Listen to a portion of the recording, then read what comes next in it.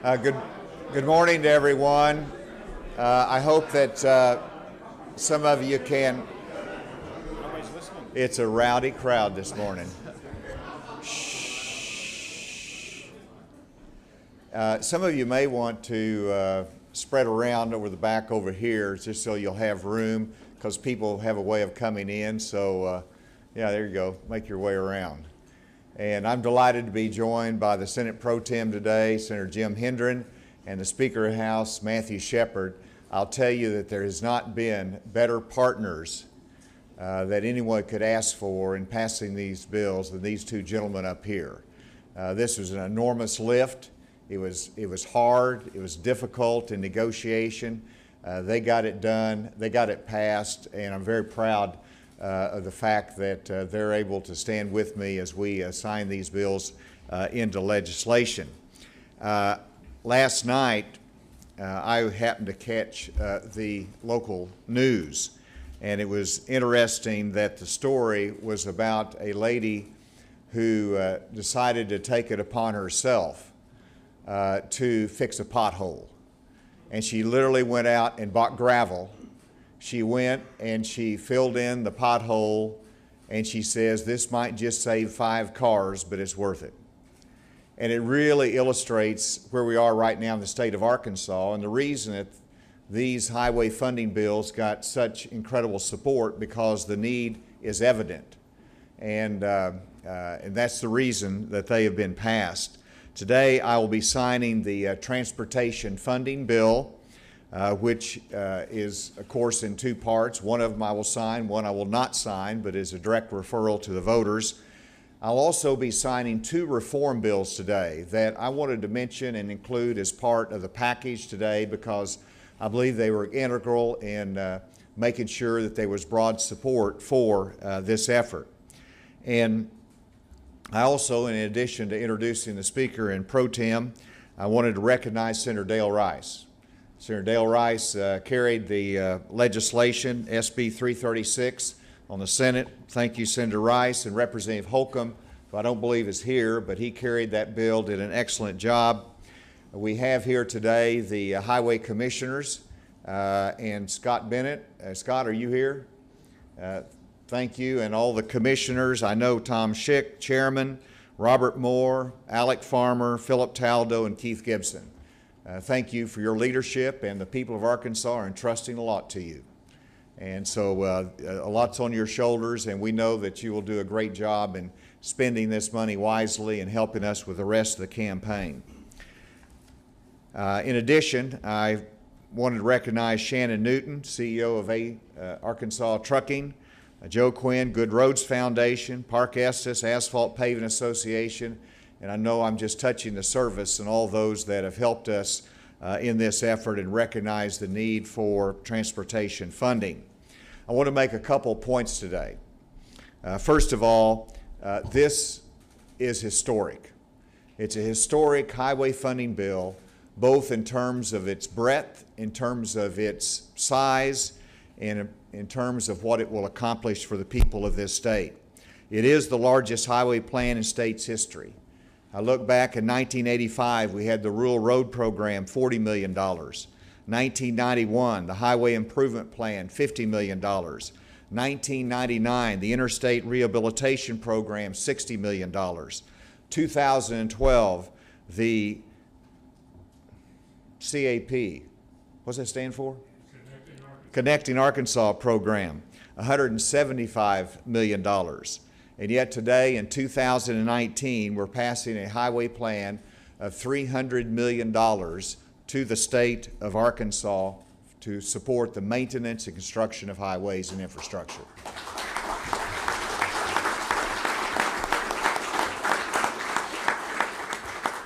This is a balanced plan. There's never been a highway plan that is balanced in this fashion, in which it has new sources of revenue for highways, including the casino tax revenue, as well as registration fees on hybrids and electric cars. It has general revenue commitment that was insisted upon, and tighten the belt on general revenue so we can support highways and do our share there. But it also includes a referral to the voters that they can make the decision on really the largest chunk of it, yes or no, on this highway plan, and gives them the final say-so. And then finally, it's a growing source of revenue that will be for highways in the future. These are escalating whenever you have a sales tax component to it. And so it makes it balanced, it makes it historic in terms of its size. And then I want to mention that it was passed with the broadest bipartisan support that can be imagined in funding a highway program. And again, that shows the level of need and the level of support. The SB 336, the $95 million portion of it, was passed with 27 votes in the Senate and 71 votes in the House. That includes Democrats and Republicans.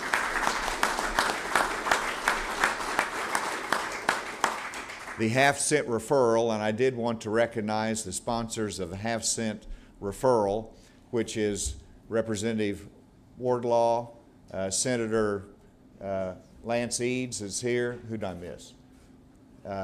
Thank you both for leading this effort that passed by 25 votes in the Senate and 67 votes in the House.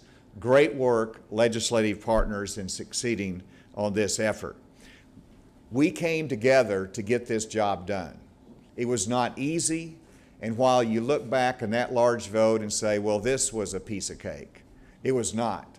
And the most difficult part is coming together around one plan that we could all say, this is what we can support.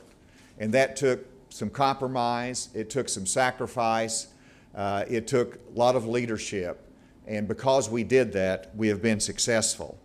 And finally, I mentioned it includes two reform bills, that SB 385 and 386, sponsored by Senator Dismang and Representative Davis. Thank you all for being a part of this effort to bring support, because this provides for an independent study and review of the operations of the Highway Department to make sure that we can learn from it and they can learn from it. It also provides an increased role of the Commission in improving proposed legislation. These are good reform efforts that I'll be signing today as well. And with that, I'll ask the Senate Pro Tem and the Speaker if they have any comments before I sign the bill. Well, I just want to add, it is a big day. I want to also, I don't know who Senator Dale Rice is, but I want to thank Senator Terry Rice over there for, I love when I get to correct the governor. But in seriousness, to get 27 votes for a bill that includes a $95 million in additional fees and taxes in a Republican legislature is an incredible lift. And I'm not sure anybody else could have done it as well as Senator Rice did, and the same with Senator Eads on his work on the constitutional amendment. I'm proud of the work that we've done. Again, I was telling somebody, I've been in the legislature a long time, and I don't think I've ever voted for a tax increase, but somehow I'm sponsoring this one. But it just goes to show, I think all of us have come to realize how important roads are. We got a new interstate opened in the Bella Vista Bypass 540, and I get more feedback about how much people enjoy the investment in roads and infrastructure than almost any other thing. So I think it's a great thing for Arkansas, and I'm glad that we were able to get it accomplished as quickly as we were. I'd just like to echo the comments of the governor and Senator Hendren. I'm very proud of the work that we were able to accomplish here. I think that these bills are really a model of how the legislative process should work. And I know that in my conversations with the governor and Senator Hendren, there were a lot of back and forth on these issues, and ultimately we found common ground. And also I'd like to mention the House sponsorship.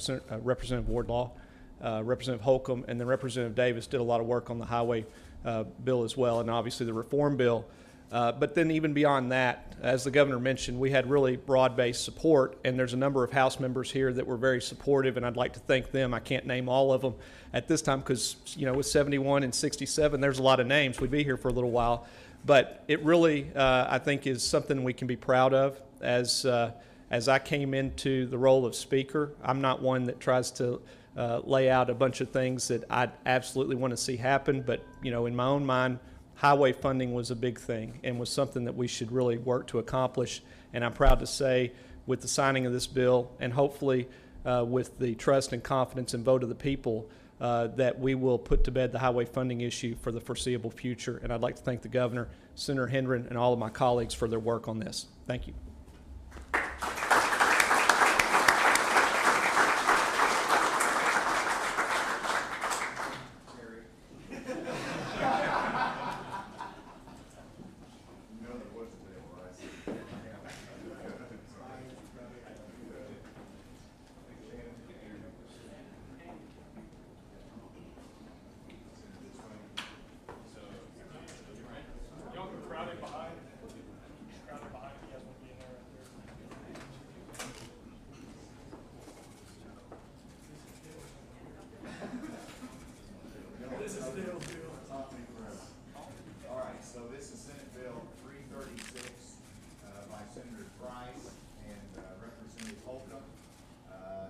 Additional revenue to maintain and repair highways. I am signing this bill. It's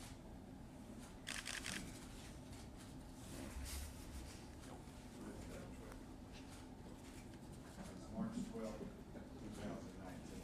Is that right? Over here. Thank you.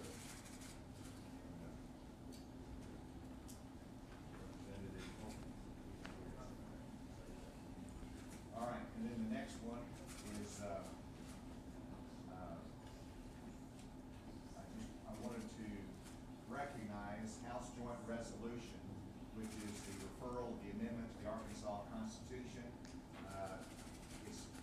I have no prerogative, I don't sign this.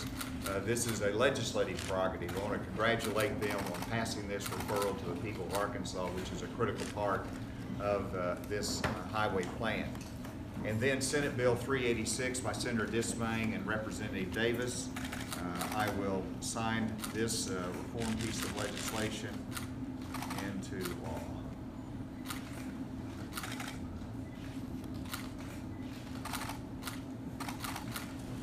And then Senate Bill 385, also by Senator Dismang and Representative Davis, to study the Arkansas Department of Transportation's processes, procedures, and procurement.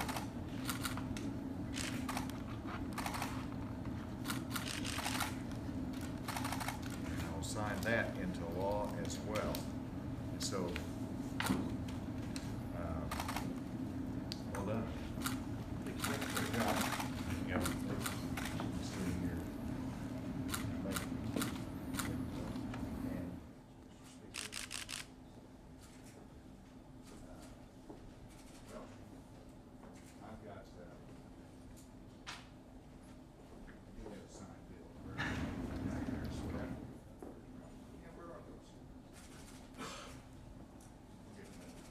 All right, so we'll see if there's any questions that you all have.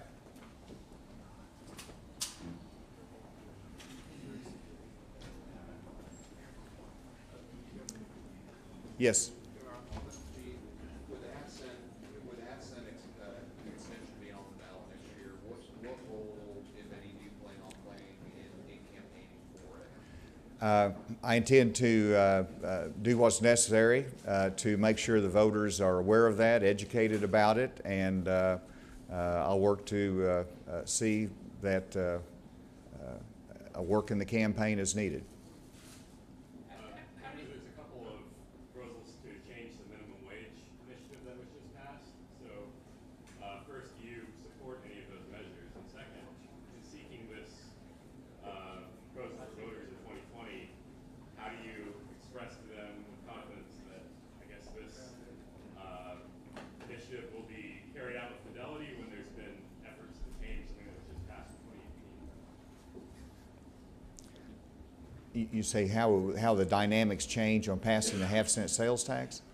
Well, I guess I'm just asking if, since there are some proposals to change something the voters just approved in 2018, does that in any way change the politics of selling that to voters moving forward in 2020? I don't think so. I mean, we've been very transparent that there's two parts to this bill. There's the immediate needs, the $95 million funding that goes toward maintenance and other needs that are current. This is something that the legislature felt strongly that if we're going to extend the half-cent sales tax, the voters ought to decide about that. That's their decision.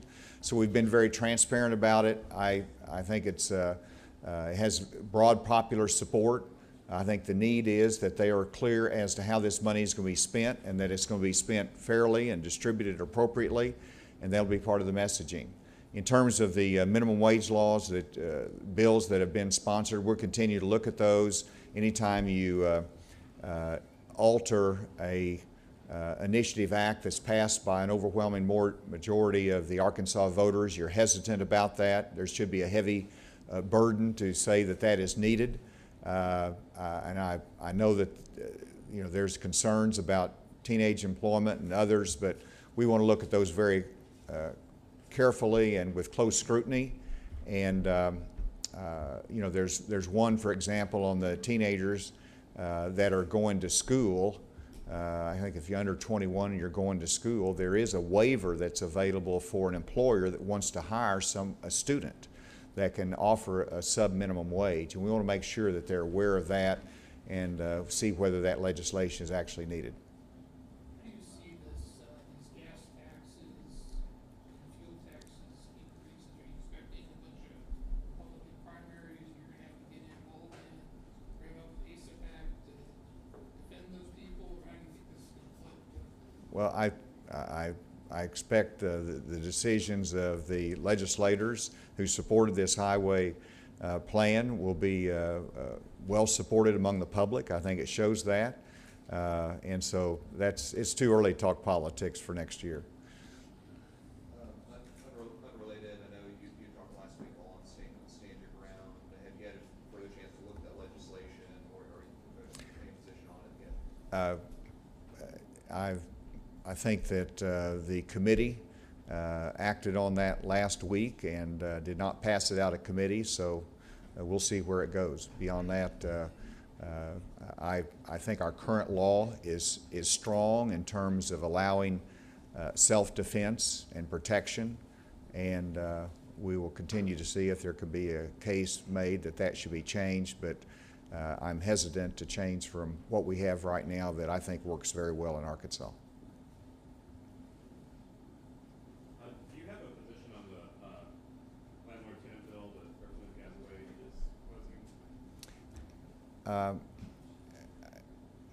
I think that is something that needs to be addressed. As to whether that is the right balance, we'll continue to look at that. All right, thank you all very much for being here today.